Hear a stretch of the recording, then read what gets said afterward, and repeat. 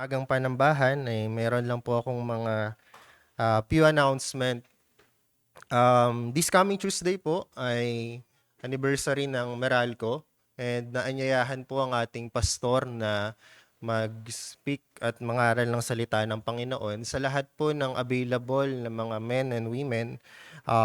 Maaari po kayong makapagpanayam kay Deacon para po mailista at maisama tayo sa coming Tuesday. Again, that will be 3 p.m. in the afternoon sa Meralco po sa May Salitran. Ganun din po, patuloy nating isama sa panalangin ang especially our Lord's Supper today and acceptance din po ni Nanay Julie. At ganun din po, meron po tayong mga upcoming conferences. One of that will be the Young Couples Conference. Wala pa po itong specific date, but hopefully po makasama ang lahat ng couples. And Bulacan Conference as well with the Team Sola Gracia in November 7, 2026 in Bulacan. And Rebap Teachers po sa ngayong buwan. So, inaanyayahan ko po ang lahat na makibukas sa salita ng Panginoon sa Ephesians 5 verse 18 to 20 and Psalms 1 verse 2 to 3. Ephesians 5 verse 18 to 20. And do not get drunk with wine, for that is debauchery, but be filled with the Spirit, addressing one another in psalms and hymns and spiritual songs, singing and making melody to the Lord with your heart, giving thanks always and for everything to God the Father in the name of our Lord Jesus Christ. And in Psalms 1 verse 2 to 3, but his delight is in the law of the Lord, and on his law he meditates day and night. He is like a tree planted by streams of water that yields its fruits in season, and its leaf does not wither. In all that he does, he prospers. Mga kapatid, sa umagang ito, ang una nating aawitin, ang hymnong Brethren, We Have Met to Worship. Sinulat po ito nung unang bahagi ng ika-19 na siglo at malapit na kaugnay sa mga baptist ng mga camp meeting and revival gatherings sa Amerika. Bagamat simple ang mga salita nito, pero ang bawat liriko ay puno ng katotohanan ng salita ng Panginoon. Ang sentro po ng himno na ito at naway ang sentro din ngayong araw na ito ay hindi ang tayo at ang ating mga sarili, kundi ang ating Panginoon. Isang paanyaya ngayong araw upang sambahin siya, ipangaral ng may katapatan ng kanyang salita at higit sa lahat ay umasa tayo sa kapangyarihan ng banal na Espiritu. Mapapansin po natin yung salitang all is vain unless the Spirit of the Holy One comes down. Pinapaalala ito na walang kabuluhan ng lahat ng ito. Pag-awit, pananalangin, pag-gather natin ngayon o pakikinig ng salita ng Panginoon kung wala ang pagkilos ng banal na Espiritu. Hingin natin ang kanyang tulong at awitin natin ito ng ating panalangin. Tayong lahat ay tumayo at awitin po natin ang Brethren, We Have Met to Worship.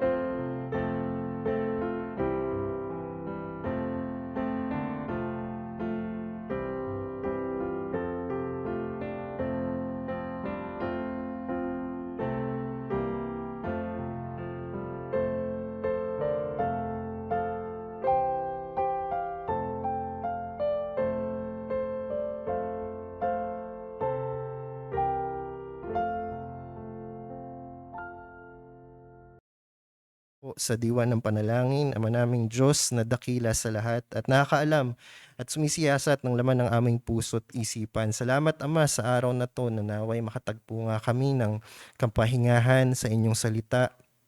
Tulungan mo kami na lumapit na may contrite heart itself. At salamat, Ama, sa pribilehong ito na nagkakatipon-tipon kami bilang iyong iglesia upang sambahin ka sa spirito at katotohanan. Panginoon, katulad ng aming binasa, tulungan mo kaming maging mga taong nagagalak at nagpapasakop sa inyong salita at namumuhay sa iyong kalooban.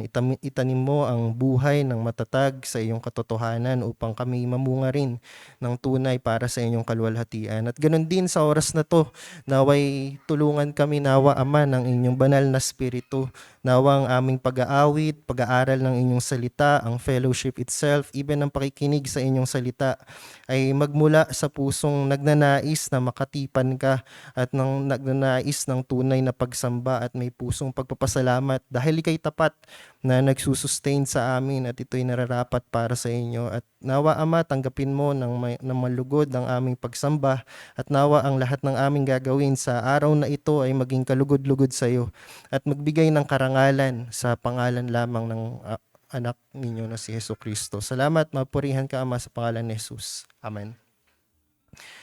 Para po sa ating second hymn, ang ating aawitin po ay I ask the Lord that I might grow. I believe many of us are familiar with John Newton. Kilala po siya bilang umawit ng Amazing Grace. At bilang isang pastor, napansin niya na maraming mananampalataya ang nananalangin na lumago sa pananampalataya, kabanalan at pag-ibig sa Diyos. Ngunit madalas, nagugulat sila kapag ang sagot ng Diyos pagdaan sa pagsubok, pagdurusa at mabibigat na probidensya. Kung tayo man po ay nananalangin na lumago tayo sa mga aspetong nais nating lumago, maging handa rin tayo na madalas ang ipinapakita sa atin ng Panginoon sa kapamaraanan niya sa kanyang mga mabibigat na probidensya, sapagkat ang kanyang layunin ay hindi lamang po ang ating kaginhawaan, kundi ang higit na maging kawangis tayo ng ating Panginoong Hesukristo. Awitin po natin ang I ask the Lord that I might grow.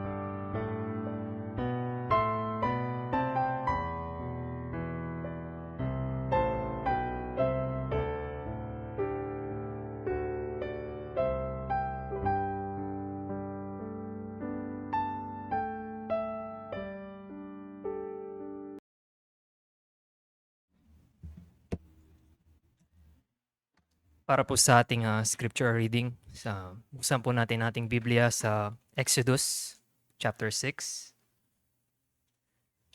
At bago po tayo magbasa ay magbalik tanaw po muna tayo sa Exodus chapter 5 at nakita po natin doon na tumindi ang pagpapahirap ng paraon sa mga Israelita pagkatapos ipahayag ni Moises at Aaron ang utos ng Diyos sa kanya. At dahil dito, pinanghinaan ng loob ng bayan ng Israel. At maging si Moises ay dumaing sa Diyos. At dito po sa babasahin natin ngayong umaga, ay tignan po natin ano ba ang tugon ng Diyos sa kanilang kalagayan. And again, basahin po natin, Exodus chapter 6, verse 1. But the Lord said to Moses, "Now you shall see what I will do to Pharaoh.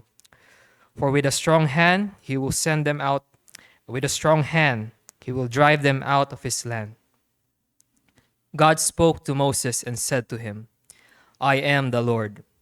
I appeared to Abraham, to Isaac, and to Jacob as God Almighty.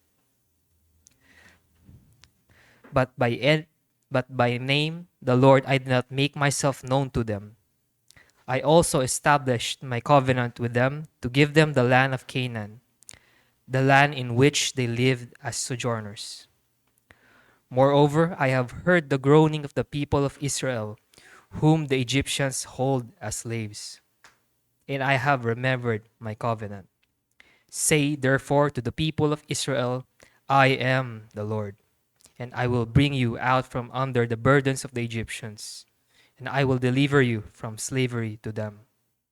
And I will redeem you with an outstretched arm and with great acts of judgment.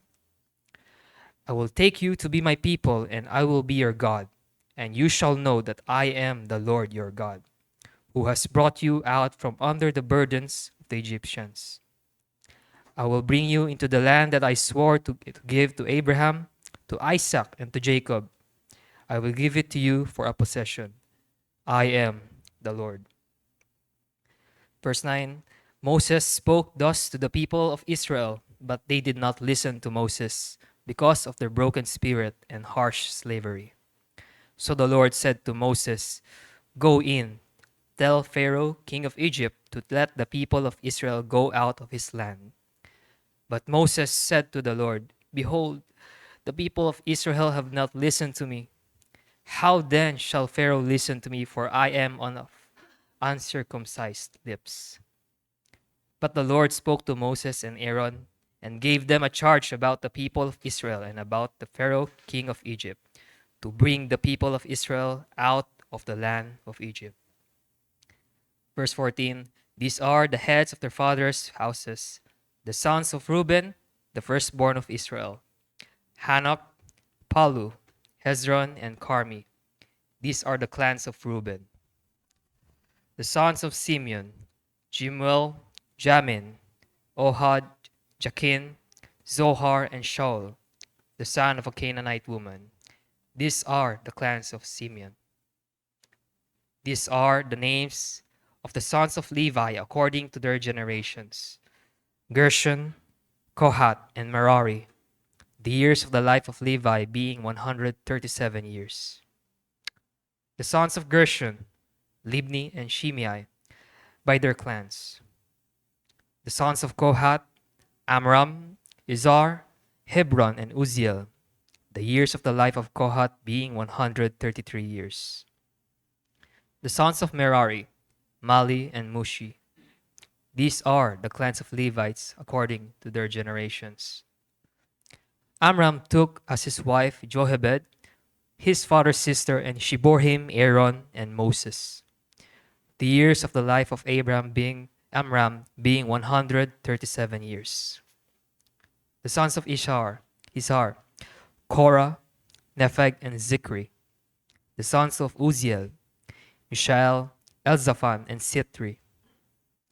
Aaron took as his wife Elisheba, the daughter of Aminadab, and the sister of Nashon, and she bore him Nadab, Abihu, Eleazar, and Itamar. The sons of Korah: Asir, Elkanah, and Abiasap. These are the clans of the Korahites.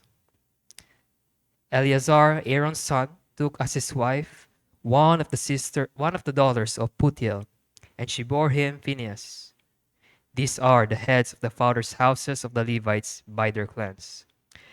Verse 26, these are the Aaron and Moses to whom the Lord said, bring out the people of Israel from the land of Egypt by their hosts.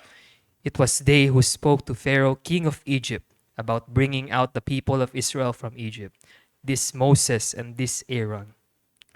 On the day when the Lord spoke to Moses in the land of Egypt, the Lord said to Moses, I am the Lord. Tell Pharaoh, king of Egypt, all that I say to you. Last verse. But Moses said to the Lord, behold, I am of uncircumcised lips. How will Pharaoh listen to me? Purihin ng Diyos sa pagkabasa ng kanyang salita at meron lang po akong isang gustong bigyang diin sa ating binasa. Isang punto lang po at ito ang katapatan ng Diyos sa bayan ng Israel. Nakita po natin dito na kahit manghina ang loob ng bayan nga ng Israel ay nanatiling matatag ang Diyos sa kanyang mga pangako. Hindi niya nakalimutan ang kanyang tipan kina Abraham, kina Jacob, at kay Isaac. Muli niyang pinahayag sa kanyang bayan na tutuparin niya ang kanyang ipinangako at siya mismo ang kikilos upang iligtas sila. Pero dahil sa sitwasyon ng bayan ng Israel ay nakatuon sila sa bigat ng kanilang kalagayan at nabulag sila. Hindi nila nakita ang katapatan at pagkilos ng Diyos. At isa tong magandang paalala sa atin na sa panahon na mayroon tayong pagsubok at bigat sa buhay, huwag tayong manghina sa ating pananampalataya dahil mayroon tayong Diyos na tapat. Meron tayong Diyos na nakakita ng ating kalagayan. Naririnig niya ang ating dalangin, ating mga daing.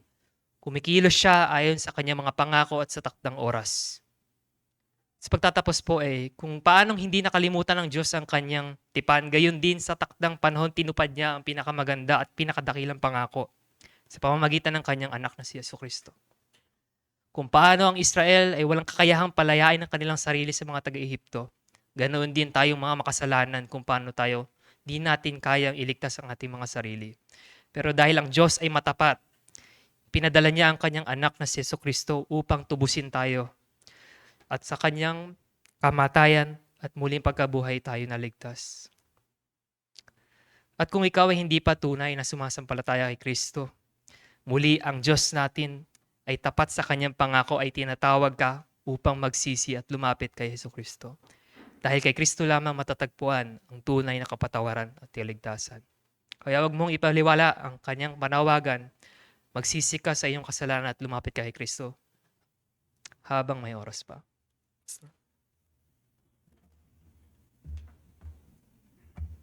Manalangin tayo. Aming Diyos, salamat po sa pagbasa ng inyong salita. Salamat sa katotohanan na narinig namin rito. Muli niyo pong pinatunayan sa amin, sa aming mga nabasa kung gaano po kayo katapat na Diyos. Ikaw o Diyos, ang Diyos na nangako sa aming mga ninuno mula kila Abraham, kila Isaac, kay David, at sa nangako sa mga Hudyo, nangako sa mga Hintil, at maging sa amin o Diyos ay nangako kayo ng katapatan. At kailanman o Diyos, dahil ikaw ay hindi marunong magsinungaling, hindi ka marunong bumali ng iyong salita, meron kaming kasiguraduhan o Diyos na kami nasa ilalim ng inyong pangangalaga. Natutuparin po ninyo ang lahat ng pinangako ninyo sa amin. Meron kayong pangako ng seguridad mula sa inyong mga bisig para sa lahat, Panginoon, na nagtitiwala sa inyo. Kaya meron po kaming kasiguraduhan na walang sino man ang makakaagaw sa amin sa inyong mga kamay. Itong sinabi ni Jesucristo, meron kaming kasiguraduhan o Diyos ng probisyon sa araw-araw pagkat pinangako ninyo na ikaw ang Diyos na responsable sa aming mga pangangailangan. At kung may mga kabigatan man kami o Diyos, sinabi ninyo sa inyong salita na ilagak namin ito sa inyo pagkat ikaw o Diyos ay merong pag-aalala sa amin. Lahat ng pangako mo sa amin, o Diyos, ay 100% naming matatanggap dahil tapat ka, o Diyos. Salamat, Panginoon, at patawarin niyo kami kung madalas napapangunahan kami ng pag-aalala, napapangunahan kami ng takot, napapangunahan kami, Panginoon, ng kawalan ng pagtitiwala sa inyo. dahil nakakalimutan namin na ikaw ay Diyos na hindi marunong bumali ng inyong salita. Nawa, itanim niyo ito sa puso namin, O Diyos, at sa araw-araw ipaalala niyo po sa amin.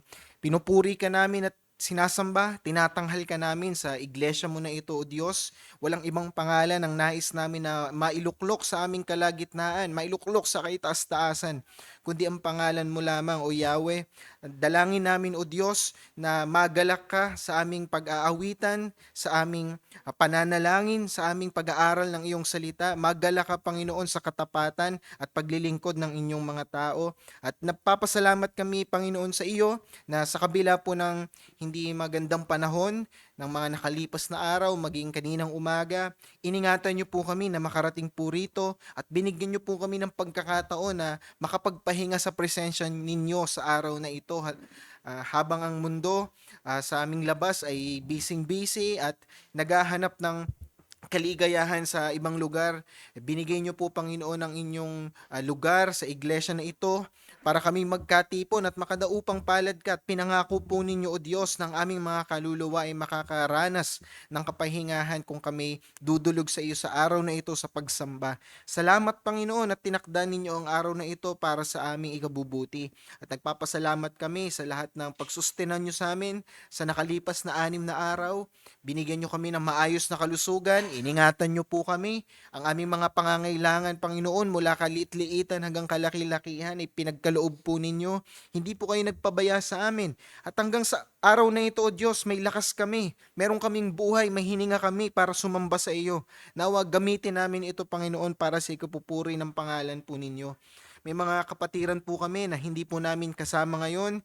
Dinadalangin po namin ang kanilang kagalingan. Si Sister Jam na nakakaranas ng dysmenorrhea, panalangin po namin na bigyan niyo po siya ng kagalingan. Maging si Brother Paulo na hindi rin maayos ang kanyang kalusugan sa araw na to. Dalangin po namin, O Diyos, na makaranas po ng kagalingan ng aming kapatid. Dadalangin namin patuloy, O Diyos, ang recovery ni Sister Mildred sa kanyang pregnancy. Nagpapasalamat kami sa pagpapala niyo sa kanila na dumating po si Baby Daniel. Dalangin namin, Panginoon, na lumaking malusog ang batang ito. Ilayo niyo po siya sa anumang karamdaman. At sustain niyo rin, Panginoon, si Brother Roman. Hindi namin sila kasama. At naway tulungan niyo po sila, Panginoon, sa stage na ito ng kanilang buhay bilang isang pamilya.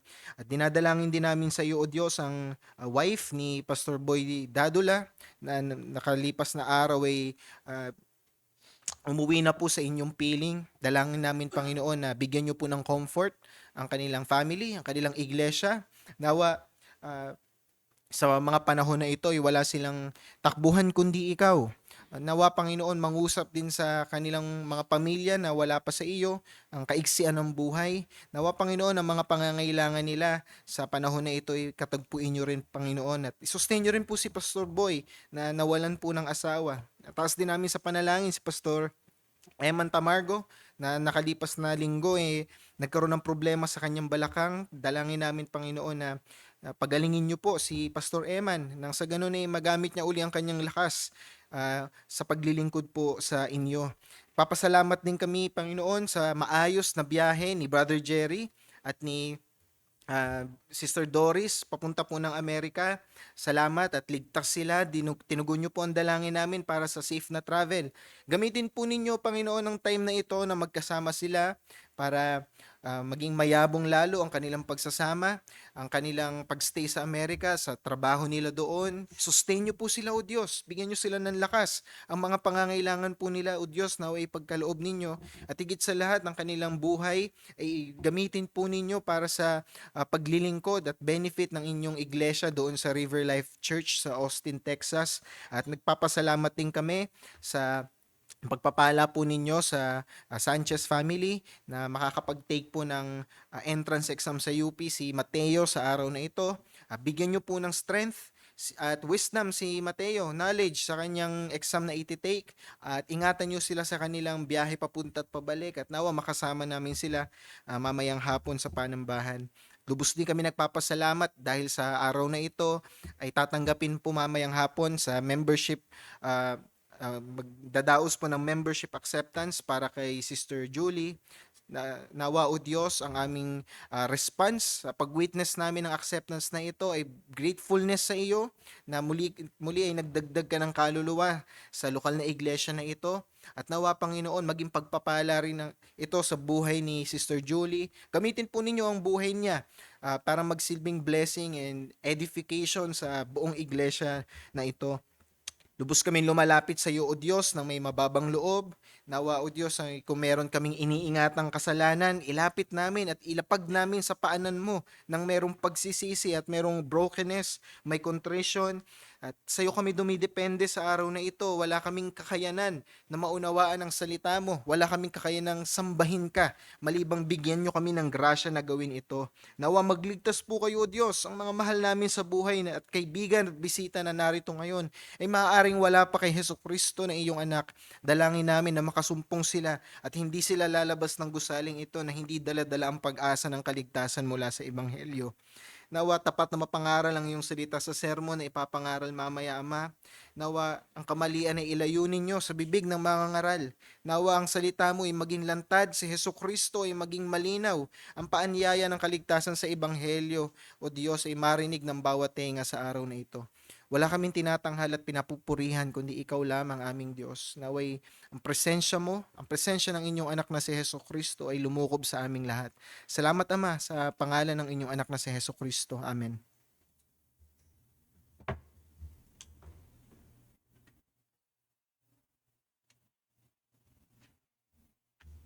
Tayong lahat po ay tumayo para po sa ating offertory and preparation to meditate His Word. Awitin po natin ang Under the God Almighty.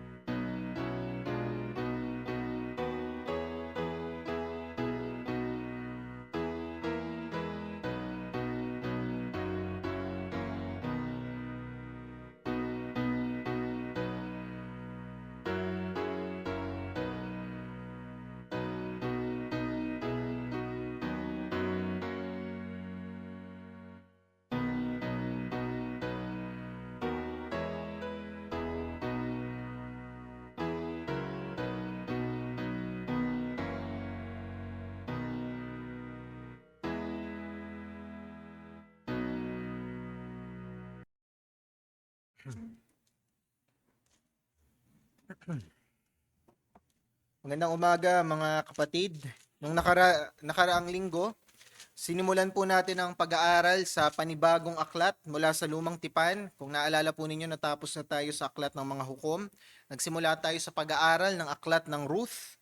Ito po yung pangwalo na aklat mula sa Genesis. At natapos po natin yung Ruth chapter 1. Inaanyayahan ko po kayo na kunin ang inyong mga Biblia.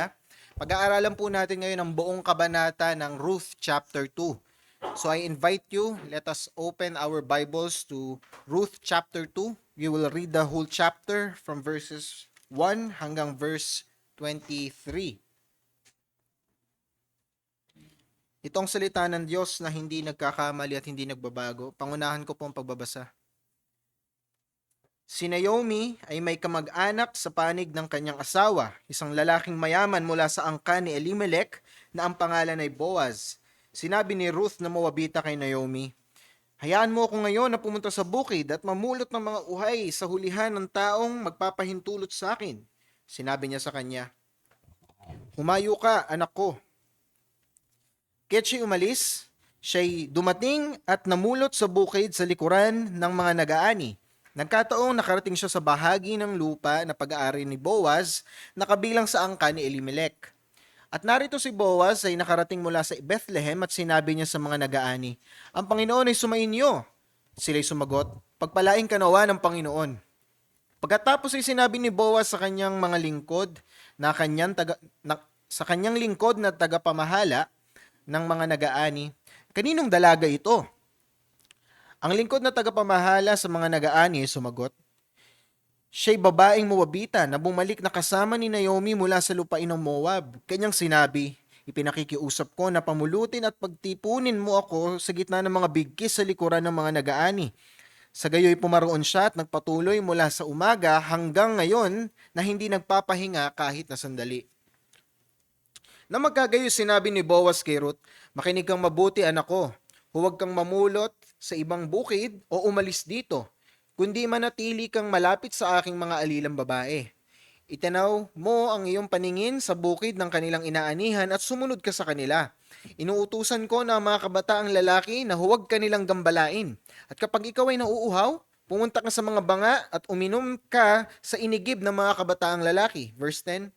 Nang magkagayon nagpatira pa si Ruth at yumukod sa lupa at nagsabi sa kanya, bakit ako nakatagpo ng biyaya sa iyong paningin upang ako'y iyong pansinin? Gayong ako'y isang dayuhan.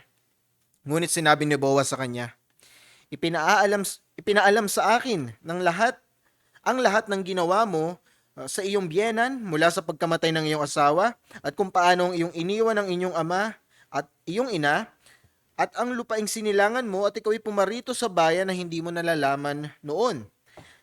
Gantihan nawa ng Panginoon ang iyong ginawa at bigyan ka nawa ng lubos na gantimpala ng Panginoon, ang Diyos ng Israel, na sa ilalim ng kanyang mga pakpak, ikaw ay nanganganlong.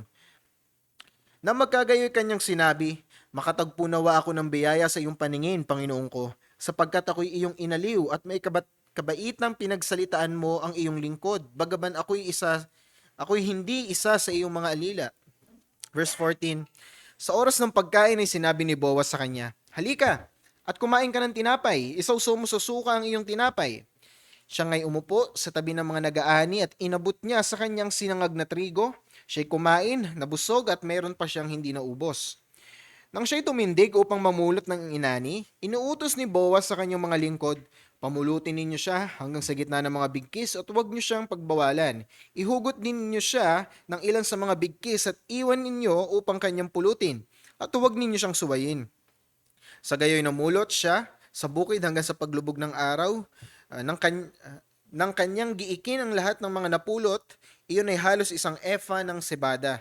Kanyang dinala ito at siya'y pumunta sa lungsod at nakita ng kanyang biyenan ang kanyang mga pinulot. Inilabas rin niyang binigay sa kanyang biyenan ang pagkaing lumabi sa kanya pagkatapos na siya'y nabusog. Sinabi ng kanyang biyenan sa kanya, saan ka namulot ngayon? At saan ka nagtrabaho? Pagpalain nawa ang taong nagmagandang loob sa iyo. Kaya't sinabi niya sa kanyang biyenan kung kanino siya nagtrabaho. Ang pangalan ng taong pinagtrabahuan ko ngayon ay Boaz. Sinabi ni Naomi sa kanyang manugang, pagpalain nawa siya ng Panginoon, na hindi ipinagkait ang kanyang kagandahang loob sa mga buhay at sa mga patay. At sinabi sa kanya ni Naomi, ang lalaking iyon ay isa sa ating kamag-anak, isa sa pinakamalapit nating kamag-anak. Sinabi ni Ruth na Moabita, bukod pa rito, sinabi niya sa akin, ikaw ay manatiling malapit sa aking mga lingkod hanggang sa kanilang matapos ang aking ani. Sinabi ni Naomi kay Ruth na kanyang manugang, mabuti, anak ko, na ikaw ay lumabas na kasama ng kanyang mga alilang babae. Baka gawan ka ng hindi mabuti sa iyong bukid. Last verse, 23. Sa gayoy na natili siyang malapit sa mga alilang babae ni Boaz upang mamulot hanggang sa katapusan ng pag-aani ng sibada at pag-aani ng trigo, at siya'y nanirahang kasama ng kanyang biyenan. Salamat sa Diyos sa kanyang salita. Manalangin po tayo. Aming Diyos, marami po kaming bagay na hindi alam patungkol sa aming mga binasa. Hinihingi namin na ipagkaloob po ninyo ang kaalaman na ito na wala sa amin, at matatanggap lamang namin ito sa pamamagitan ng inyong banal na spirito na siyang aming tagapagturo. Kaya tulungan nawa kami ng iyong spirito sa pag-aaral namin sa umagang ito. Sa iyo kami 100% nakadepende, Ama. Tulungan niyo po nawa kami alang-alang sa iyong anak na si Hesukristo. Amen. Bilang pagbabalik tanaw lang, nakalipas na pag-aaral po natin nung pinasimulan natin yung aral sa aklat po ng Ruth. Nabanggit natin doon na yung aklat po ng Ruth, ayun po yung aklat na nagtatawid sa atin mula sa panahon ng mga hukom patungo po sa panahon ng mga hari. At nagbukas po yung aklat na ito nung umalis po si Elimelech, isang lalaki na taga Bethlehem, galing siya sa tribo ng Judah. Umalis siya nung panahon na maaari na si Ehud ang tinataas ng Diyos bilang hukom, at ang nagaharing imperyo sa kanila ay ang imperyo ng Moabita sa pangunguna ni Eglon na kanilang hari. Umalis itong si Elimelech dahil sa kagutuman, dahil sa famine. Pumunta po siya sa lupain ng mga Moabita dahil nga maaari na yung mga Moabita, sila yung pinakamalakas na grupo ng mga pagano nung panahon na yon. So umalis si Elimelech mula sa Huda, pumunta siya sa lupain ng mga pagano para makiisa doon at humanap ng kanilang ikabubuhay. At kasama ni Elimelech rito ang kanyang asawa na si Naomi at ang kanyang dalawang anak na lalaki na si Malon at si Chilion. At nakita natin sa naratibo na namatay itong si Elimelech. Naiwan ng byuda si Naomi, at yung dalawang anak ni Elimelech na si Malon at si Chilion nag-asawa po ng mga Moabita. Isang kasalanang pinagbabawal. Hindi po pwede makipag-intermarry ang mga Israelita, pero ito yung ginawa ng kanyang dalawang anak. Ang naging asawa ni Malon at ni Chilion ay si Orpha at si Ruth. At nakita natin, nakalaunan ay namatay rin yung dalawang anak na lalaki. Namatay si Malon at si Chilion, so hindi na ngayon isang byuda na lang. Dati si Naomi lang ang byuda, ngayon na byuda rin si Orpha at si Ruth. Nakita natin yung naratibo, nabalitaan ni Naomi na sumagana uli yung Israel, maaring natalo na ni Ehud si Eglon. So bumalik na yung yaman ng Israel, pwede na silang bumalik para muling mabuhay, at akma niya sanang isasama yung kanyang dalawang daughters-in-law na si Orpha at si Ruth, pero kanyang na-realize na mas mainam para kay Orpha at Ruth na bumalik sa Moab dahil kung sasama sila kay Naomi, mahihirapan ng sitwasyon nila. Wala silang asawa na bubuhay sa kanila, babalik sila sa lupa na kanilang tinalikuran. It will be very hard for the three of them to survive sa Bethlehem. So, halos pagtulakan ito ni Naomi, si Orpha at si Ruth. At nakita natin sa naratibo, si Orpha, she did what was the very logical na desisyon nung panahon na yon, bumalik ng Moab para ipagpatuloy yung kanyang buhay since doon naman siya galing. Pero nakita natin na si Ruth ay nanatili sa piling ni Naomi. At nakita natin yung panata ni Ruth nung sinabi niya kay Naomi na hindi niya iiwan si Naomi. Sa verse 16 ng chapter 1, sinabi ni Ruth, "Huwag mo akong pakiusapan na kita iiwan o talikuran ko ang pagsunod sa iyo. Kung saan ka pupunta ay doon ako pupunta. Kung saan ka nakatira ay doon ako maninirahan. Ang iyong bayan ay aking magiging bayan at ang iyong Diyos ay aking magiging Diyos." Ito ang panata ni Ruth sa kanyang mother-in-law na si Naomi. Although hindi sila blood related, naging related lang sila dahil sa batas. Pero ito po yung katapatan na pinakita ni Ruth kay Naomi. At nakita natin na bumalik sila ng Bethlehem at doon na natapos yung kabanata 1. Makikita natin ngayon sa pag-aaral natin ng ikalawang kabanata ng Ruth, yung pagsusumikap ni Naomi at Ruth na makahanap ng ikabubuhay.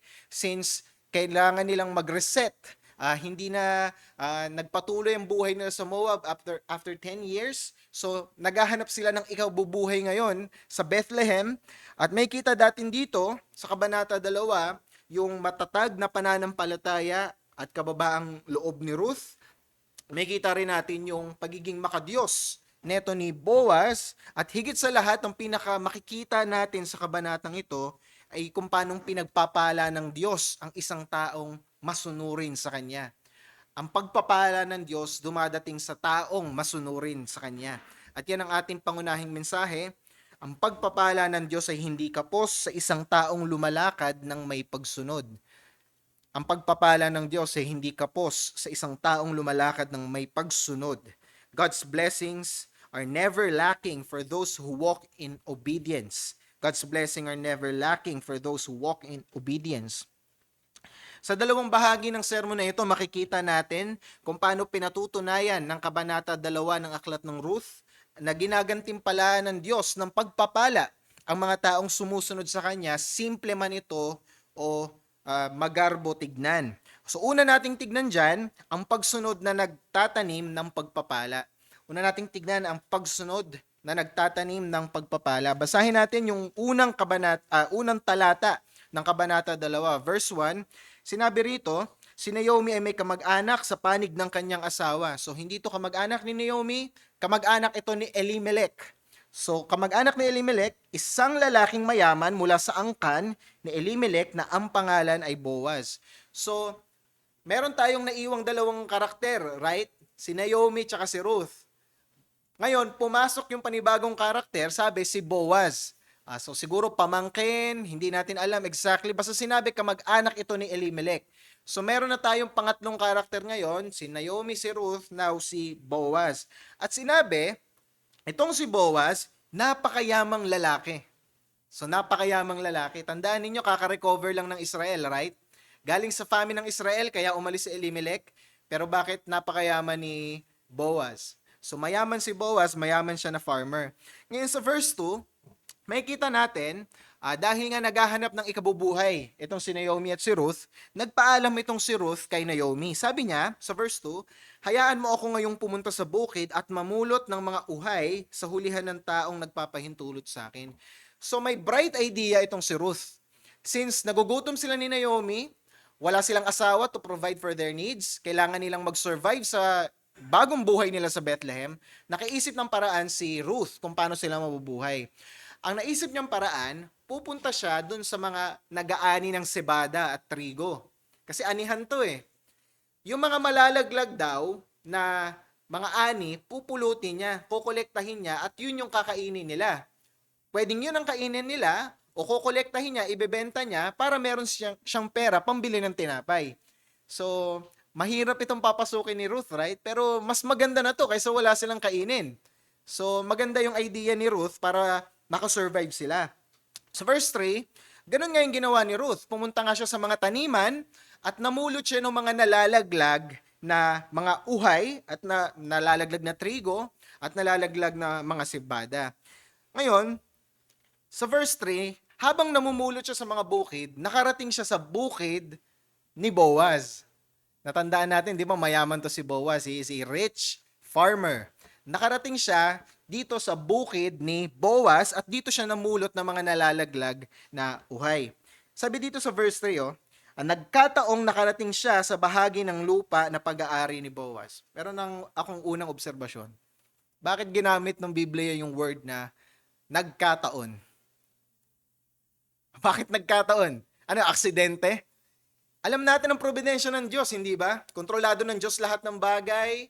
kaliit-liitan hanggang kalaki-lakihan, walang bagay na labas sa kontrol ng kamay ng Diyos. Bakit ginamit yung word na nagkataon? Kasi humanly speaking lang po ito. Hindi ito sinasabi na explicitly nagkataon lang.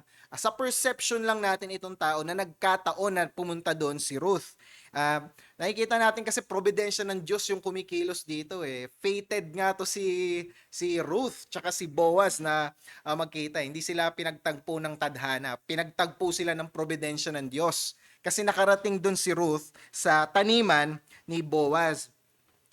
Pangalawa kong tanong o observation, bakit ito yung napiling kabuhayan ni Ruth? Bakit ito yung napili niyang trabaho para kumita ng pera? Wala ba, desperado na ba siya? Mga kapatid, hindi. Kaya ito napiling trabaho ni Ruth, ito yung napili niyang way para makakain sila ni Naomi. Kasi meron siyang knowledge, nagkaroon siya ng knowledge ng utos ng Diyos. Sabi po sa Deuteronomy 24:19, ito yung batas sa lumang tipan, Deuteronomy 24:19. Ito yung utos na binigay ng Diyos through Moses. Sabi, kapag inaani mo ang iyong ani sa bukid at nakalimutan mo ang isang bigkis sa bukid, ay huwag mo nang babalikan upang kunin iyon. Kasi ganito maging makatotohanan tayo. Umaani kayo, sabihin natin, kamatis. Meron kayong taniman ng kamatis. Namumulot kayo ng kamatis, di ba halimbawa may nalalaglag sa basket na hawak ninyo. Anong gagawin nyo? Panonoorin nyo? Pupulutin nyo, hindi ba? Sa Old Testament po, hindi na ninyo pwedeng pulutin yun. Yan ang sinabi ng Diyos kay Moises. Pag may nalaglag sa ani ninyo, huwag nyo nang pupulutin. Bakit? Iyon ay magiging para sa dayuhan. Nagets nyo?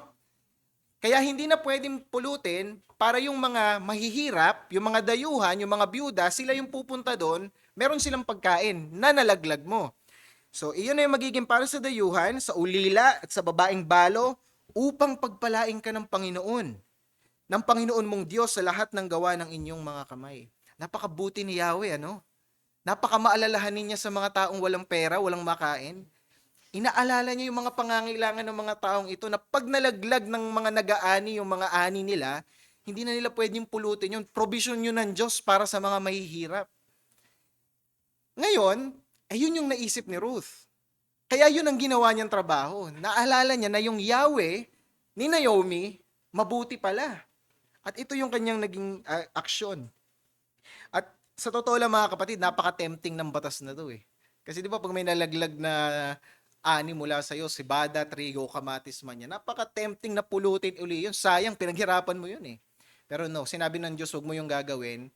Pagpapalain ka ng iyong Diyos pag ginawa mo yan. So don't worry, Diyos ang magbabalik sa'yo yan. Para yan sa mga mahihirap.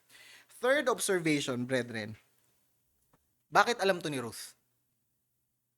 Saan galing si Ruth? Isa siyang Moabita, isang pagano, wala silang Torah. Paano niya alam yung batas ng Diyos?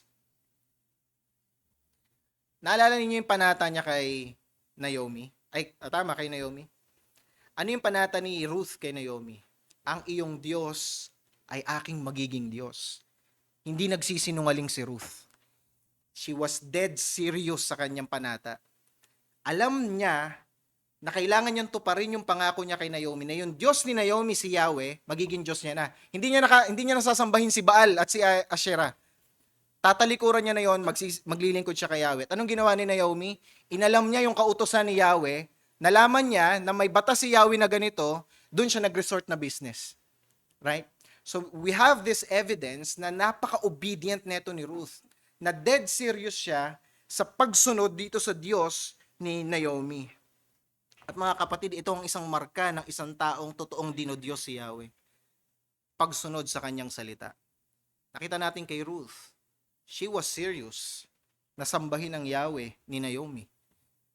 Anong sinabi ni Jesus sa John 14:15? Sabi ni Christ sa John 14:15, kung ako'y inyong minamahal, magsisimba kayo? Magbibigay kayo ng tithes? Sabi ni Christ, kung ako'y inyong minamahal, tutuparin ninyo ang aking mga utos. Sabi ni Christ.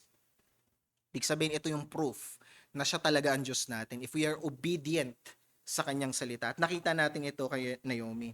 Ngayon sa verse 4, habang namumulot itong si Ruth, suddenly, pumasok na itong si Boaz, yung owner ng farm, pumasok na siya sa farm, itong si Boaz. Binati niya yung mga farmers niya kasi may mga trabahador to mayaman siya. Binati niya yung mga farmers niya, sabi niya, ang Panginoon ay sumainyo, God be with you, the Lord be with you. Hindi po prophet, hindi po priest si Boaz. Simple businessman ito Pero nakita natin how godly Boaz is. No, bumati siya ng ganito sa kanyang mga farmers. At tandaan nyo mga kapatid, during ito ng time na ginagawa ng tao ang tama sa kanilang paningin. Panahon to ng Judges Ginagawa ng mga tao ang tama sa sarili nilang paningin. Yet, itong si Boaz nakita natin yung kanyang, sa greeting pa lang niya, alam na natin na this is a man of God. Tapos, pagpasok ni Boaz, nakita niya na may namumulot na babae, unfamiliar Since good businessman siya, kilala niya yung mga farmer niya, right? Everyday, familiar yung mga mukha na nandun sa farm. Ngayon, may nakita siyang isang unfamiliar na mukha na namumulot ng uhay. So, tinawag niya yung kanyang nangunguna o tagapamahala dun sa farm. Tinawag niya, sabi niya, sino tong dalaga na to? Ngayon ko lang to nakita So, sumagot yung nangunguna na tagapangalaga ng ani. Sumagot. Mababasa natin sa verse 6. Sabi, sumagot siya, siya'y babaeng Moabita. Ang ganda nung introduction kay Ruth, Isang Moabite. Ibig sabihin, pagano, hindi sumusunod kay Yahweh yan. Hindi si Yahweh ang Diyos niya. Ang Diyos niya, yung mga kahoy at mga anito. Pero ayun ang introduction sa kanya. Ito yung moniker. Ito yung identity ni Ruth. Isang babaeng Moabita. Actually, 6 times tong gagamitin pa sa kanya Hindi matanggal-tanggal kay Ruth yung pangalang Moabita.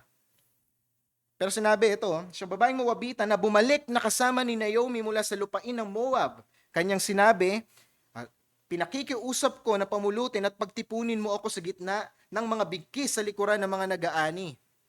So, sinasabi nung tagapamahala nung ani, nagsusumbong siya kay Boaz, itong babae na yan, pumunta yan dito, nagpaalam. Sabi niya, pwede ba daw siyang mamulot ng mga uhay?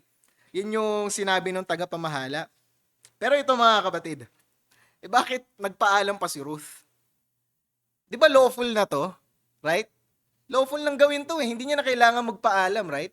Pero nagpaalam pa rin pala siya bago siya mamulot. Kasi kahit di siya magpaalam, wala namang sasaway sa kanya dun Lawful yun Nasa batas nila yun Makikita natin dito yung humbleness ni Ruth, Na although alam niya na lawful ito gawin, sinubject niya pa rin yung sarili niya dun sa nagmamanage ng farm ni Boaz. Mababasa natin sa verse 17 yung request niya. Sabi pa dito, pumaroon siya at nagpatuloy mula sa umaga hanggang sa ngayon. Hindi nagpapahinga kahit sandali. So napaka-hardworking ni Ruth, Sabi nung manager ng field, sabi niya, kanina pa yan, hindi nagpapahinga yan. Saglit-saglit lang nagpapahinga, tuloy-tuloy namumulot. Very hardworking. So maganda yung testimony neto ni Ruth, maayos siya, mapagpakumbaba, respectable siya nagpaalam, and very hardworking. What a woman Ruth is, Alam niyo ba, masabi ng ibang mga commentaries, 'di ba, yung Proverbs nagtapos sa chapter 31. Alam natin yung Proverbs 31, 'di ba yun yung chapter ng virtuous woman? Sana daw pinlace yung Ruth after ng Proverbs 31 para mabasa natin yung Proverbs 31, ano yung description ng isang virtuous woman, tapos pag after nun babasahin mo yung Book of Ruth, makikita mo yung virtuous woman kung paano siya lumakad at magsalita sa buhay ni Ruth. Napakaganda ng character and how godly itong si Ruth, makikita natin all throughout the book.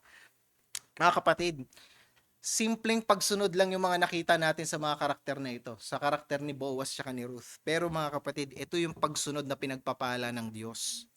Ito ang pagsunod na nagtatanim ng pagpapala ng Diyos. Ito ang pagsunod na kapuri-puri sa Diyos.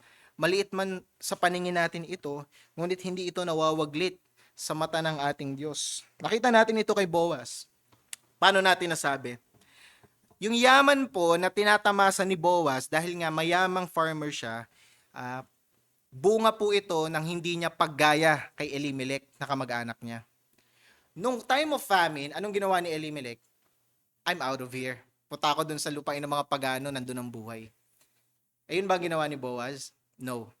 Boaz remained sa Bethlehem. Anong naging blessing ng Diyos sa kanya? Nag-boom yung kanyang business. Bakit? Kasi hindi siya sumunod dun sa yabag ng kanyang kamag-anak na si Elimelech na nung times ng pangangailangan, tinalikuran si Yahweh. Boaz remained faithful at iyon yung naging pagpapala sa kanya ng Diyos. Isa pa mga kapatid, as a businessman, pwedeng sabihin ni Boaz na sa mga tao niya, alam niyo yung batas ng Diyos na pag may naiwang kayong ani, huwag niyo nang pulutin para na yan sa mahihirap. Huwag niyo nang gawin. Pag may nalaglag kayo, pulutin niyo, sayang yan. Kasi ganyan yung mga businessman, di ba? Shrewd. Pwedeng hindi sundin ito ni Boaz para lalo siyang yumaman. Pero nakita natin hindi niya sinaway. Pinayagan niya pa lalo yung pamumulot ng uhay. And ano yung naging blessing dahil sa pagsunod niya rito? Alam natin yung nangyari. Anong naging ending? Nakilala niya si Ruth. Kung pinagbawal niya ang batas na to, malamang hindi pupunta si Ruth sa lupain niya.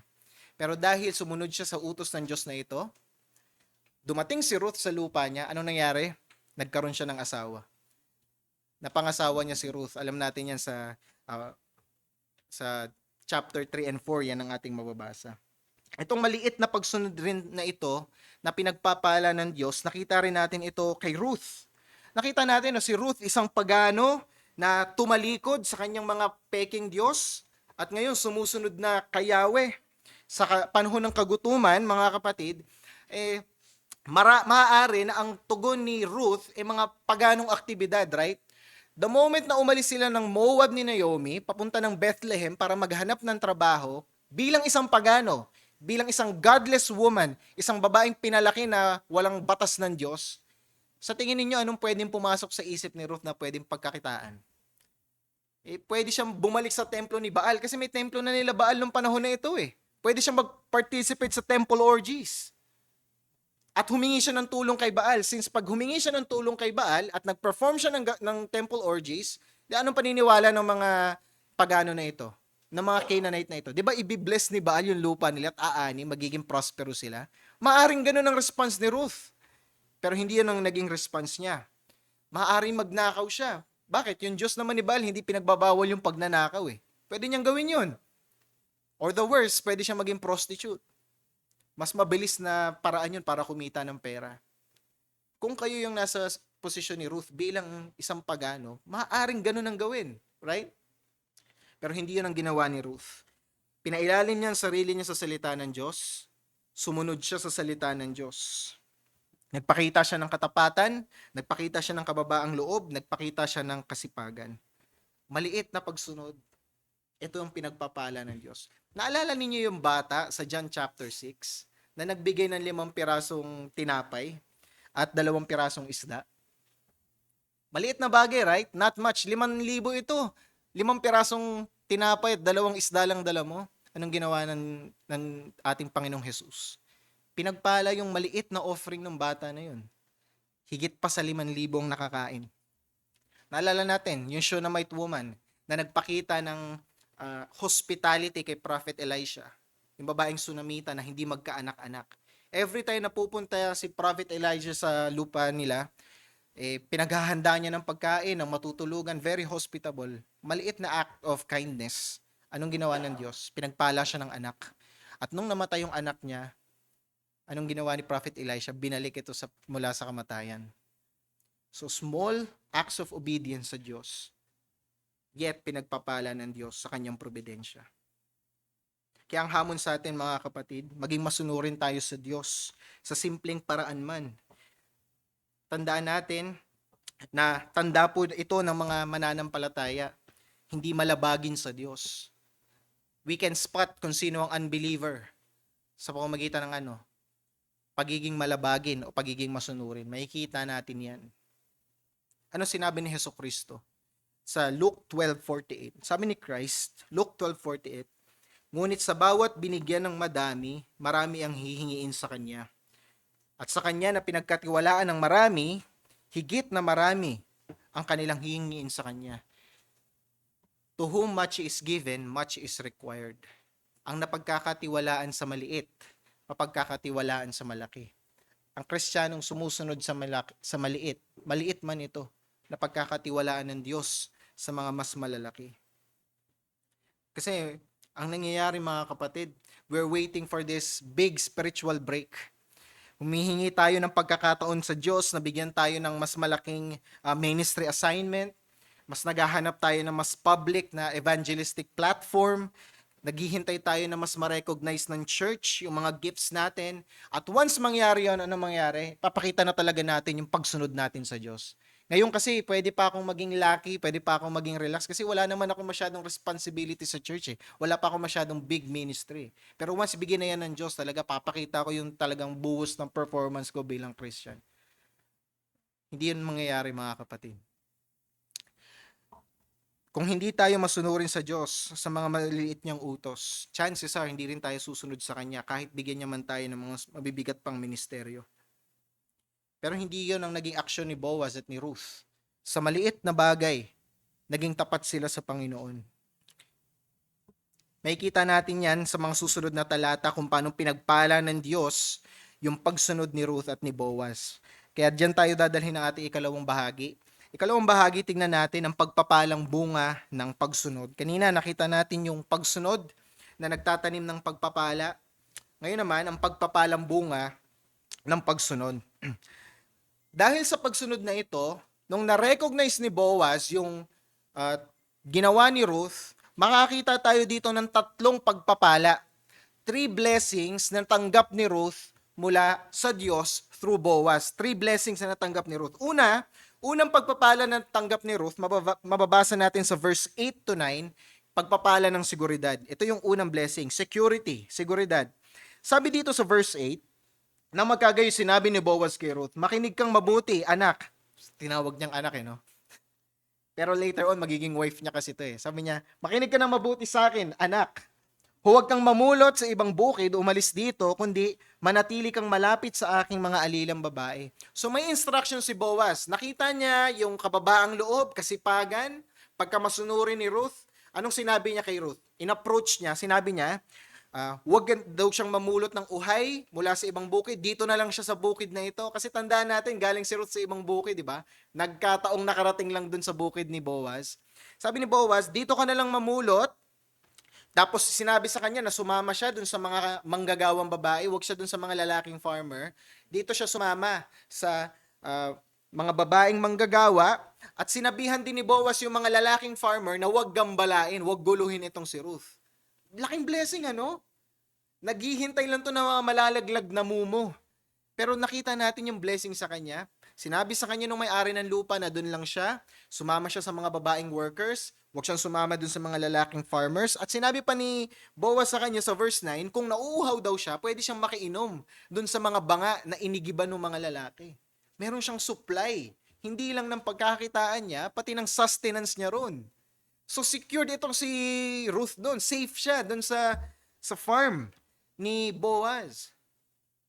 Tignan ninyo yung response ni Ruth. Anong pakiramdam ninyo kung isa kayong mawabita, isa kayong foreigner na pinakitaan ng ganitong kabutihan ng isang owner ng farm? Tignan ninyo yung response ni Ruth sa verse 10. Nang magkagayoy, nagpatira pa si Ruth. Humiga si Ruth sa harapan niya at yumukod sa lupa at nagsabi sa kanya, bakit ako nakatagpo ng biyaya sa iyong paningin upang ako'y iyong pansinin, gayong ako'y isang dayuhan? Sabi ni Ruth kay Boaz, bakit mo ko binibigyan ng favor na ito? Hindi ako Israelita. Mababang tao lamang ako, isa akong foreigner, isa akong muwabita galing sa labas. Pero bakit kami ganitong klase ng kabutihan para sa akin? Ito yung tanong ni Ruth. Sabi sa Leviticus 19:33-34, yan yung basahin ko. Leviticus 19:33-34. Sabi doon, kapag ang isang dayuhan ay nakikipamayan sa inyo, sa inyong lupain, huwag ninyo siyang aapihin. Sinunod ba to ni Boaz? Utos ito na pag may foreigner daw na pumunta sa lupain mo, huwag mong aapihin. Naging obedient ba si Boaz? Absolutely.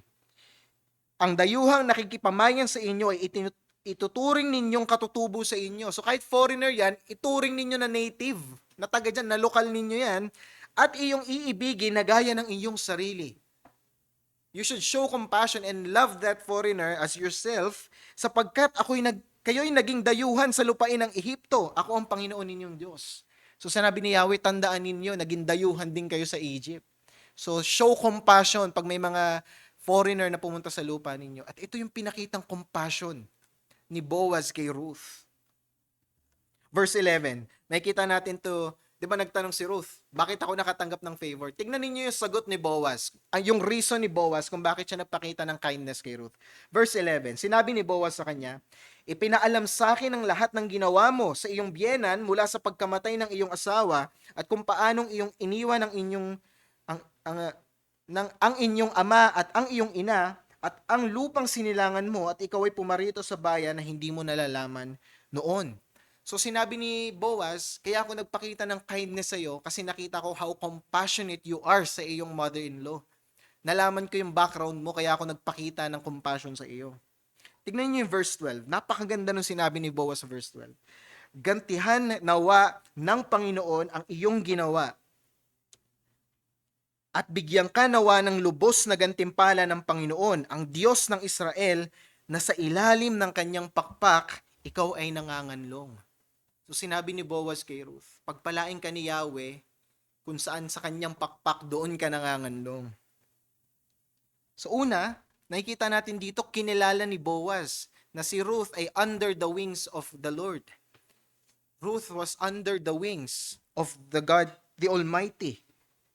Pangalawa nating makikita na dahil sa panganganlong na ito ni Ruth, ano sinabi ni Boaz? Pagpalaing ka nawa. Why? Kasi you're under the wings.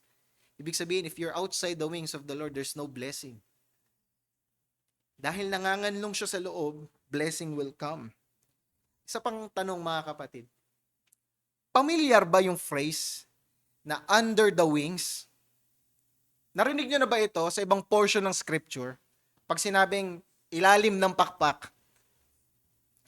Sa Salmo, right?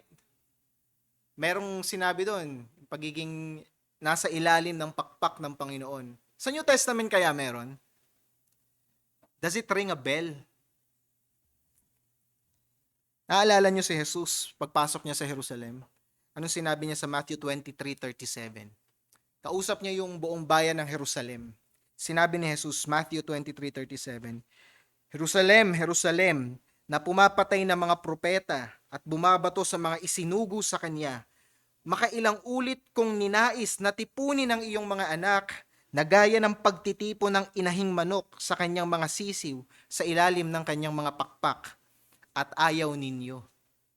So sinabi ni Jesus sa Jerusalem, I desire na panganlungin kayo under my wings kagaya ng isang hen gathering her chicks.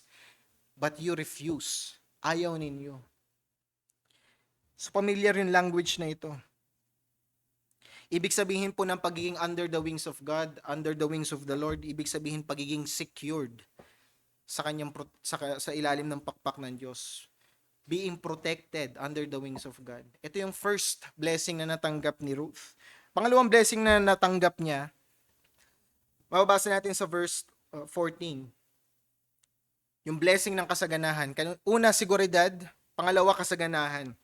Inimbitahan siya ni Boaz na kumain ng tinapay at alak at sinangag na trigo. Babasa natin yung sa verse 14. Nung nagkainan na sila, tinawag siya ni Boaz na makikain kasama sila. Tandaan nyo, rich businessman ito, no? Tapos pinaupo siya doon, first time guest. Isipin niyo yung pakiramdam ni Ruth. Sinabihan siya ni Boaz na yung tinapay mo, isawsaw mo dun sa wine. Sa ibang translation, nakalagay suka. Hindi suka yan. Isipin niyo yung lasa ng tinapay na sinawsaw sa suka. Wine yung tamang translation. So, sinabi ni Boaz, isawsaw ninyo yung tinapay mo dito sa wine. Kumain ka ng sinangag na trigo. So, napaka-blessed. Nakatanggap na siya ng security na manguha ng mga cebada trigo dun sa farm.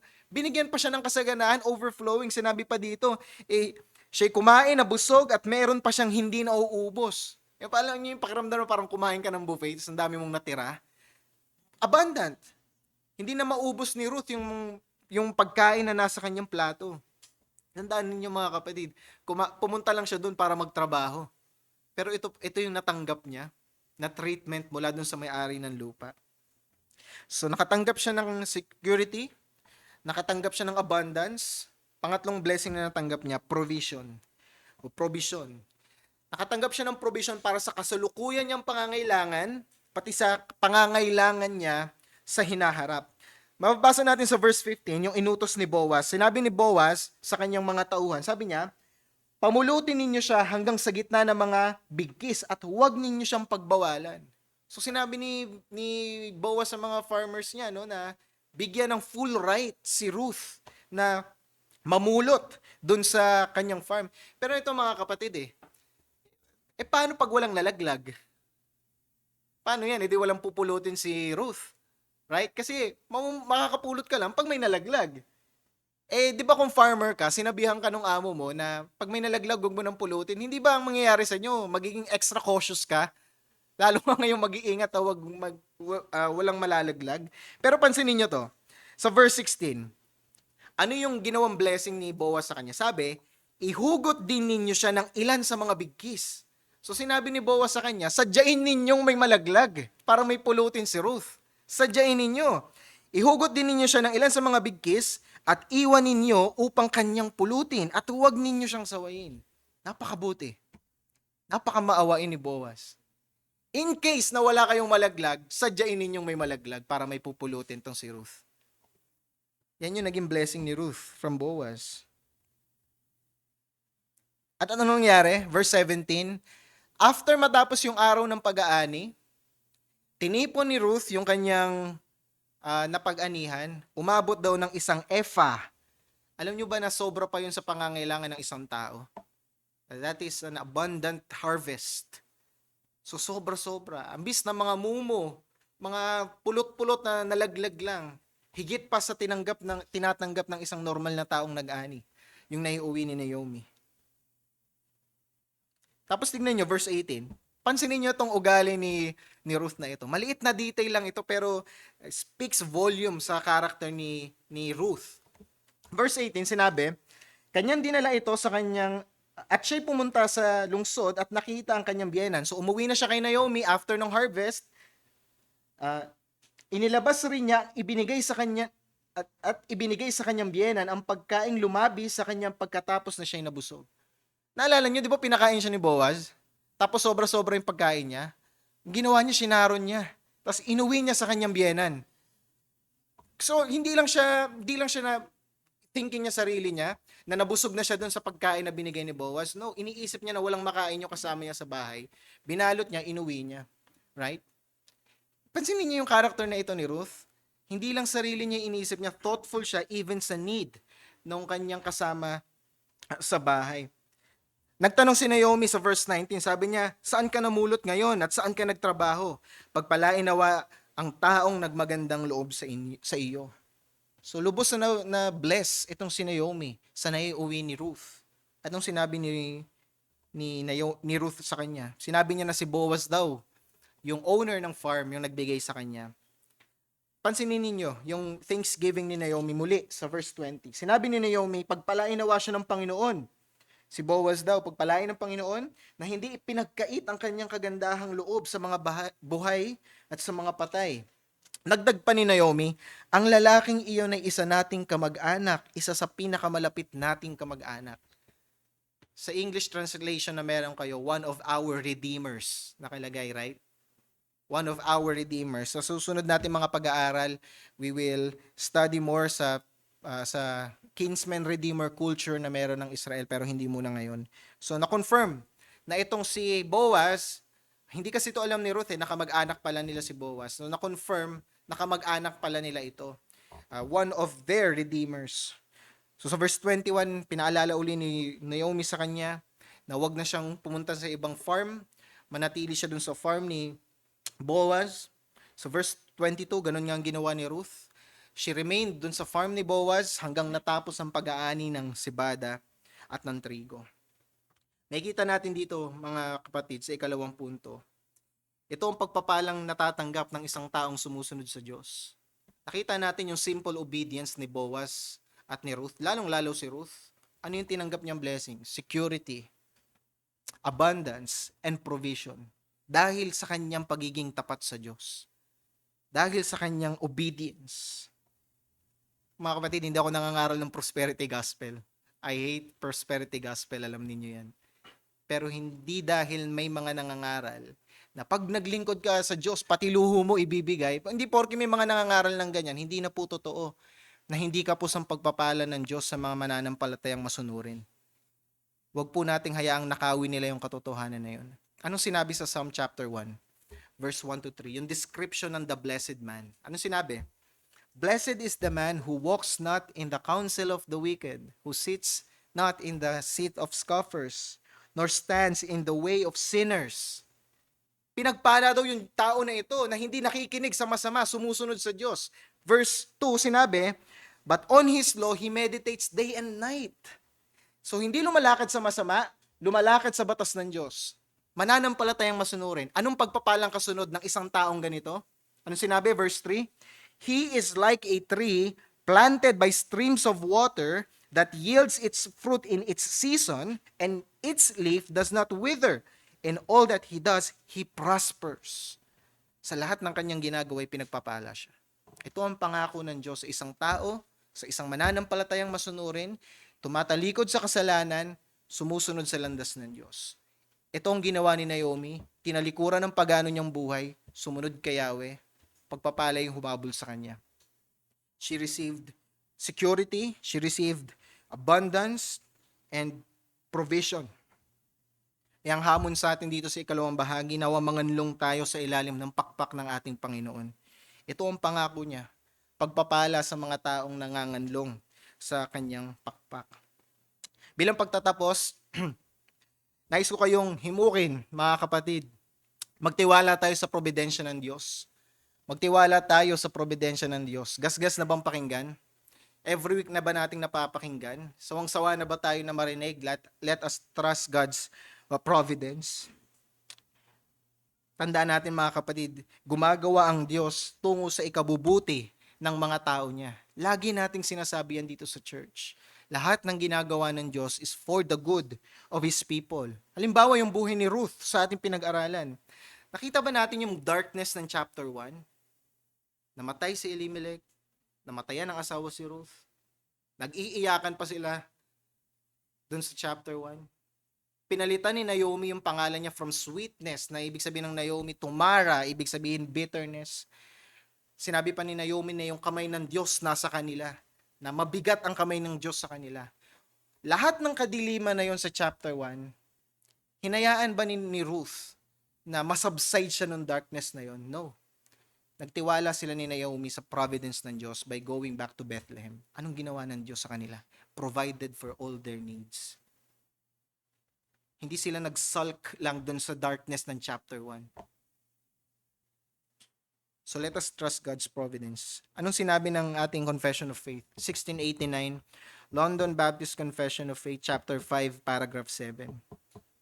Ang pangkabuuhang providensya ng Diyos ay sumasaklaw sa lahat ng nilikha. So the providence of God covers all creation. So lahat ng tao, lahat ng creation, under ng providensya ng Diyos. Pero pakinggan nyo ito na sinabi ng Confession of Faith.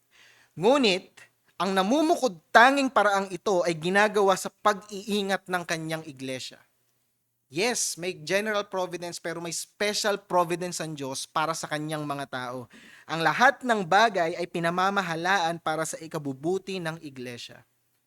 Lahat ng providensya ng Diyos is for the good of His people. Tanda natin ito, mga kapatid. God is never against us. If you are under Christ, nanganganlong ka sa pakpak ng ating Panginoon, ang providensya niya ay gumagawa para sa ikabubuti mo. Mapait man sa panlasa natin ito, sa judgment man natin ngayon mapait. Kung ginudge ni Ruth at ni Naomi yung situation nila based sa chapter 1, wala nang hope para sa kanila. Pero ganyan ang pagtanaw natin ng probidensya. Ang probidensya, hindi natin yan hinuhusgahan based sa nakikita natin ngayon. Hinuhusgahan natin yung probidensya in retrospect, pabalik. Parang nagbabasa tayo ng Hebrew text. Huwag nating i-judge yung probidensya ng Diyos dahil sa bigat ng kamay niya sa kasalukuyan. Bilang mga Calvinist, may malamang, sawang-sawa na tayo na marinig ito. Right? Under ng control ng Diyos, providence, God's decree. Pero totoo ba talaga ito sa atin, mga kapatid? Totoo ba talaga ito? Pinangahawakan ba natin itong truth na ito tuwing nakikita natin na paubos na yung ating budget? Natanggal tayo sa trabaho. Wala tayong mapagkuhanan ng mga susunod na probisyon sa susunod na araw. Yung anak natin o tayo tinamaan ng malubhang karamdaman. Ginawan tayo ng masama ng mahal natin sa buhay. Sa pananaw natin, sunod-sunod na malas yung nangyayari.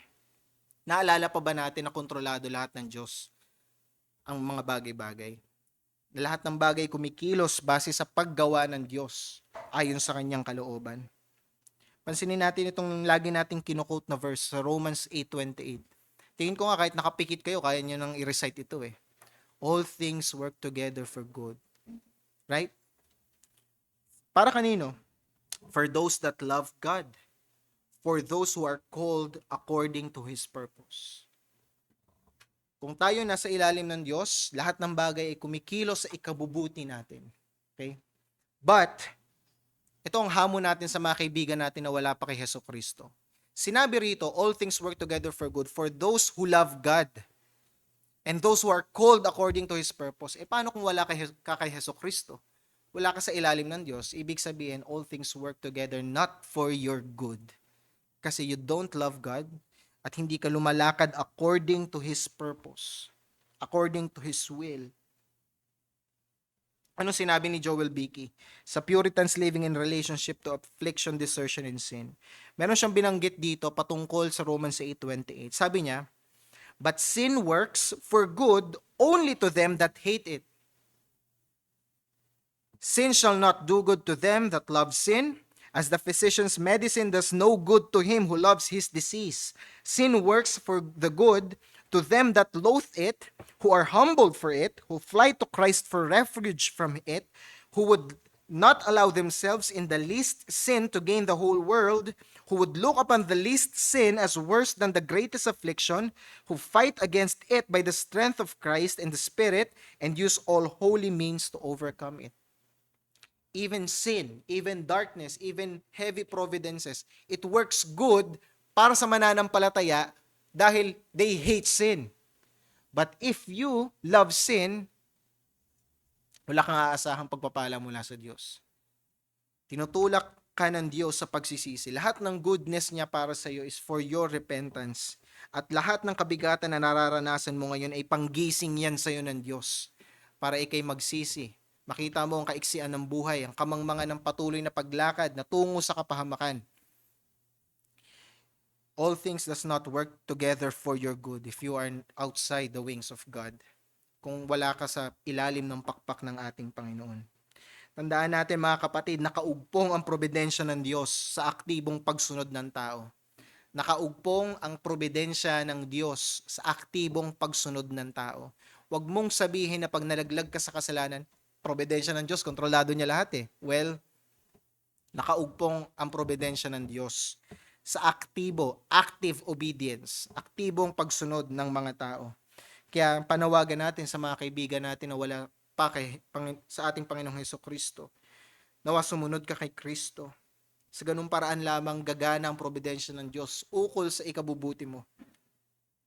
Isa ko pang panghihimok sa inyong mga kapatid at panghuli, nawa manganlong tayo sa ilalim ng pakpak ng ating Panginoong Hesukristo.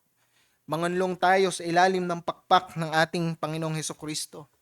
Lahat ng pagpapala ng seguridad, kasaganahan at probisyon, tinanggap ito ni Ruth dahil sa isang bagay. Dahil pinili niyang manganlong sa ilalim ni Yahweh.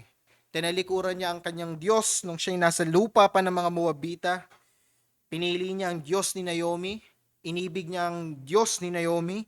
Sinunod niya ang Diyos ni Naomi. Walang iba kundi si Yahweh. Inuna ni Ruth na sundin ng Diyos. At lahat ng pagpapalang ito'y sumunod sa kanya. Pinili ni Ruth na maging obedient. At lahat ng blessing na ito were added to her. Marami sa atin, mga kapatid, nagiging balisa sa hinaharap. Nagiging balisa sa paghanap ng mga tatlong pagpapalang ito. Ginagawa lahat ng paraan to gain security, to gain abundance, to gain provision on all the wrong places. Lahat tayo, o mostly sa atin, nagiging nababagabag, nagiging anxious para lang magkaroon ng security, abundance, and provision. Pero anong sinabi ni Jesucristo sa Matthew 6? Sinabi ni Christ sa Matthew 6, 31-33. Kaya huwag kayong mabalisa na magsasabing, ano ang aming kakainin o aming iinumin. Sabi ni Christ, huwag daw tayong ma-anxious na isipin kung saan tayo kukuha ng makakain, kung saan tayo kukuha ng maiinom, o ano ang aming isusuot. So huwag tayong maging anxious sa security, sa abundance and sa provision. Ito ang sinasabi ni Christ, verse 32. Sapagkat hinahanap ng mga hintil ang lahat ng mga bagay na ito at batid ng inyong Ama sa langit na kailangan ninyo ang lahat ng mga bagay na ito. Sinasabi ni Christ, alam nyo sinong naghahanap? Sinong anxious sa security, sa provision and abundance? Gusto nyo malaman sinong anxious sa mga bagay na yan? Sabi ni Christ, the unbelievers, the Gentiles. So assess your heart, brethren. Anxious ka ba sa mga bagay na ito? Sinasabi sa atin ni Christ, kung puno tayo ng pag-aalala sa ating kakainin, sa ating probisyon, sa mga pangangailangan natin para bukas, kung puno tayo nito, sinasabi ni Christ, we are unbelievers. Wala tayong pinagkaiba sa mga walang Diyos. Sabi niya, alam ng Ama ang pangangailangan ninyo sa mga bagay na ito. Verse 33, anong utos ni Christ? Ngunit hanapin muna ninyo ang kaharian at ang kanyang katwiran at ang lahat ng bagay na ito ay pawang idaragdag sa inyo. Seek first the kingdom of God and His righteousness. And all these things, security, abundance, and provision will be added unto you. Unahin ninyo ang kaharian ng Diyos. Hindi ba ganito ang ginawa ni Ruth? Inunan niya ang obedience. Inunan niya ang humbleness, ang hard work. Things na nagbibigay ng kapurihan sa Diyos. Advances the kingdom of God. Hinanap niya muna ang kaharian ng Diyos. Anong ginawa ng Diyos? Dinagdag yung mga pagpapalang iyon sa kanya. Yung kanilang mga pangangailangan ni Naomi para sa susunod na mga araw, pinrovide ng Diyos. So itong hamon sa atin ni Hesukristo. Unahin ang kanyang kaharian. Tayong mga mananampalataya, dapat markado tayo na ang ating pinakapangunahing kaabalahan pagsulong ng kaharian dito sa lupa, kaharian ng ating Diyos. Sa paanong pamamaraan? Sa pagiging tapat kung nasaan tayo, trabaho man yan, pamilya, pag-aaral, kung saan tayo nilagay ng Diyos, maging tapat tayo, pagiging masigasig. Sa pagiging tapat sa ating pananampalataya, sa pag-iingat ng ating testimonya, pinapakita natin na tayo ilaw at asin sa sanlibutan na ito. Sa pagiging tapat sa kanyang salita. Sa pangangaral ng ebanghelyo sa mga nangangailangan nito. Itong ating dapat pangunahing kaabalahan bilang mananampalataya. Kung meron tayong mga bagay na mas abala tayo rito, mga kapatid, nagiging abala tayo sa mga maling bagay. Ang utos sa atin ni Hesukristo, ito ang ating pangunahing kaabalahan. Unahin ang kanyang kaharian. At anong pangako niya? Lahat ng bagay na ito ay pawang idadagdag niya sa atin. Ruth cared for the right things, and God added to her all these blessings. Maging mapagpasalamat tayo, mga kapatid, sa pagpapala sa atin ng Diyos. Nakita natin dito sa verse 10 ng ating binasa. Ano yung reaction ni Ruth nung pinagpala siya ni Boaz? Ano yung lumabas sa bibig ni Ruth? Sa verse 10, sabi niya, bakit ako nakatagpo ng biyaya sa iyong paningin? Bakit ako nakatagpo ng biyaya sa iyong paningin upang ako'y pansinin? Gayon, ako'y isang dayuhan. Hindi ba to familiar sa atin, mga kapatid? Yung sinabi ni Ruth na bakit siya nakatanggap ng favor from Boaz, bagamat siya'y foreigner, siya'y sojourner, a widow, helpless. Mga kapatid, kung nakay Kristo tayo, familiar sa atin ang mga salitang ito. Hindi ba't ito din ang lumabas na salita nung unang naintindihan natin ang ebanghelyo, na bakit tayo nakatanggap ng pabor mula sa Diyos, bagaman hindi tayo kabilang sa kanyang kaharian. Bagaman nagkasala at lumabag tayo sa kanyang batas, bakit niya tayo ginawaran ng kapatawaran? Lahat ng kabaitan, mga kapatid, huwag natin tong kakalimutan, brethren. Lahat ng kabaitan, lahat ng pagpapala, lahat ng pagmamahal, lahat ng pagsama, lahat ng paggabay ng Diyos Ama sa atin. Bunga ito ng tinapos ni Jesus para sa atin. Every blessing that the Father bestows on us is because the Father bestowed all the curses to Christ. Wala tayong deserve. Wala tayong karapat-dapat na mabuting tanggapin. Kaya kagaya ni Ruth, nawa nagtataka rin ang puso natin. Bakit tayo nakatanggap ng pabor sa harapan ng ating Ama? Manalangin tayo. Aming Diyos, kami lumalapit sa iyo. Kagaya ng paglapit ni Ruth kay Boaz, kami nagpapatira pa at kumuyukod sa harapan ninyo. At tinatanong namin ang parehas na tanong, anong rason o aming Ama para tanggapin po ninyo kami? Kami mga makasalanan, karapat dapat kaming tumanggap o Diyos ng lahat ng uri ng sumpa at pagpaparusa ninyo dahil sa tindi ng aming kasamaan. Hindi namin alam o Diyos bakit kami nakatanggap ng pabor mula sa inyong paningin. Binigay ninyo si Hesukristo na inyong anak na namatay sa krus para sa amin at sa pamamagitan ng kanyang kamatayan at pagkabuhay muli, nakatanggap kami ng pagpapalang kailanman o Diyos ay hindi kayang alisin sa amin ng mundo. Salamat o Diyos at huwag niyo pong hayaan na ang aming kasalanan, ang kalamigan ng aming puso, ang magpapurol ng katotohanan na ito. Lagi po ninyong gawing sariwa ang katotohanan na ito sa amin. At tulungan niyo po kami, Panginoon, na panghawakan ito sa araw-araw. Salamat sa pagmamahal. Salamat sa awa na pinaparanas ninyo sa aming lahat, aming Diyos. Sa ngalan ng inyong anak na si Hesukristo. Amen.